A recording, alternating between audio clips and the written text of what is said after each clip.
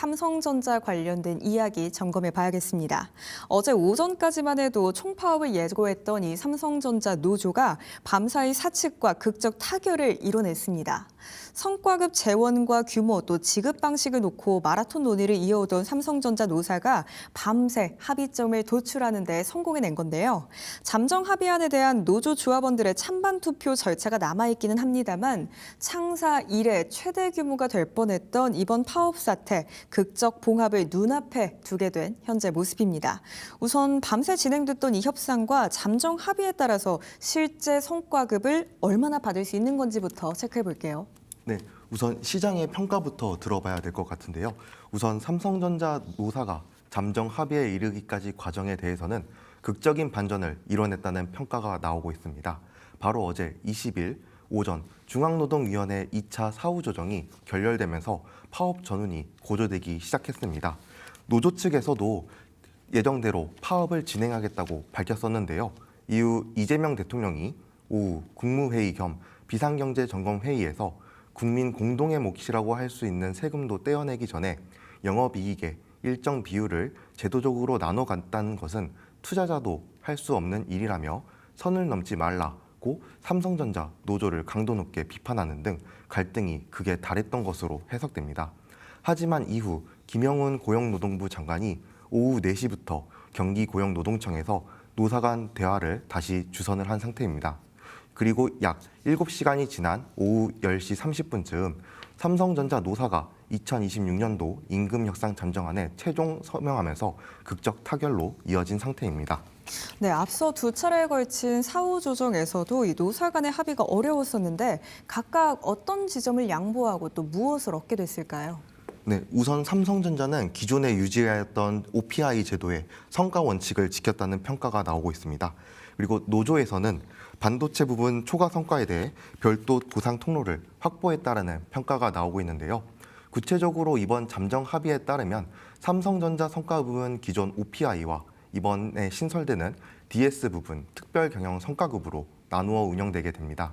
노조가 그간 OPI 제도의 폐지와 전면 개편을 요구해왔다는 점을 고려하면 OPI 제도의 유지로 사측 입장이 반영됐고 노조는 특별 경영 성과급에서 핵심 요구였던 상한 폐지를 확보하면서 양측 모두 절충점을 찾았다는 평가가 나오고 있습니다.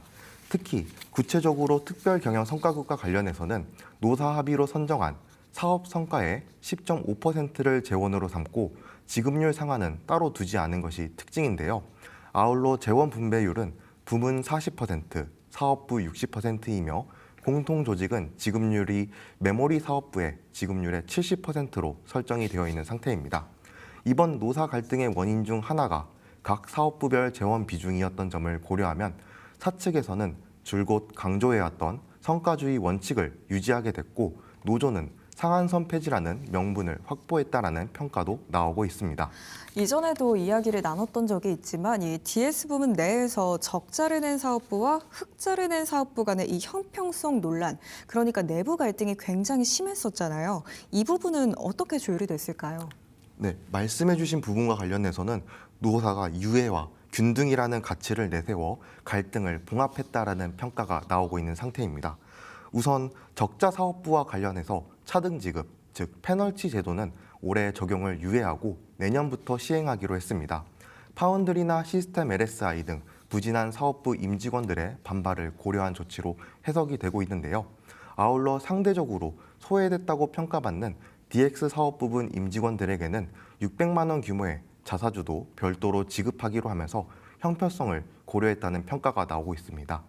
이 외에도 주목할 점으로는 대기업의 성과급 독식이라는 비판을 의식한 듯 상생 협력을 위한 재원 조성 계획을 조만간 발표하고 합의하기로 했다는 점인데요.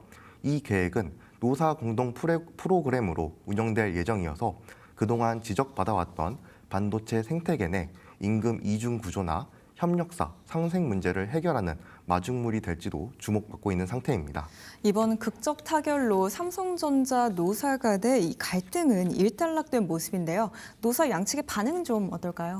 네, 앞서 이재용 회장이 직접 원팀 정신을 강조했던 것과 마찬가지로 삼성전자 노사 역시 모두 이번 사태를 계기로 건설적인 노사 관계를 구축해 나가겠다고 밝혔습니다. 초기업 노조 측 최승호 위원장은 내부 갈등으로 심려를 끼쳐 국민께 송구하다며 고개를 직접 숙였고, 사측을 대표한 여명구 부사장은 상생 노사 문화의 출발점으로 삼겠다고 강조했습니다. 아울러 중재를 이끈 김영훈 고용노동부 장관 역시 대화를 통해 자율교섭의 성과를 치하했는데요.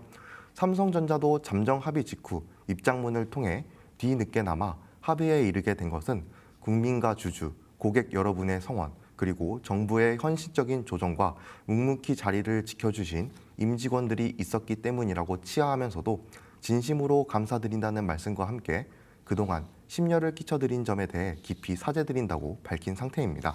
네, 이렇게 첫 번째 이슈로는요, 삼성전자 노사 간의 협의 소식 전달해드렸고요. 우선은 삼성전자의 주가 흐름 다시 한번 체크해 보실까요? 삼성전자 여전히 6%대 강세를 만들어가고 있습니다. 29만 4천 원 선 지나고 있는 모습인데요. 오늘 시장에서 30만 원 선까지 올라설 수 있을지도 한번 기대해 보시죠.